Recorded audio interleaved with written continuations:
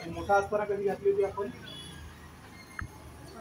अशी आणि अशी घातली बरोबर. त्यानंतर एवढा तुकडा मिळाला, एवढा तुकडा मिळाल्यानंतर आयताकार पकडलं, मग त्याला पहिली घडी अशी घातली आणि दुसरी घडी घातली बरोबर.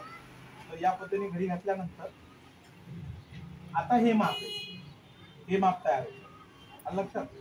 याच्यामध्ये ही बघा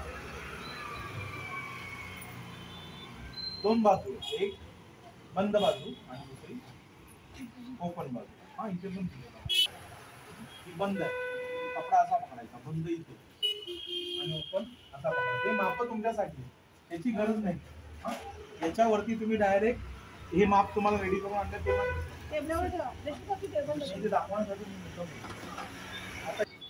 तर या पद्धतीने बघा हाईट, आणि जर हाईट कमी पडत असेल तर त्या पद्धतीने पेपर कट मला नाही वाटतं मला कमी पडेल. कधी कधी हाईट जास्त पण असू शकते. तुम्ही ॲक्युरेट जेव्हा 100 कापाल 100 तर कदाचित इथे पण येईल तुमचा कपडा. तर खालचं टेन्शन घेऊ नका, वरचं टोक जुळवा आणि बंद बाजू आहे ना ती बाजू मॅच करू. ठीक आहे, असं तुम्ही केलं की तुम्हाला काय करायचंय. आता इथून सर मोठं आहे हा, त्याचं जास्त टेन्शन घेऊ नका. बाकी छोटी लहान झाली तर चालेल काही, कारण ते बरंचसं तुमचं शिलाईमध्ये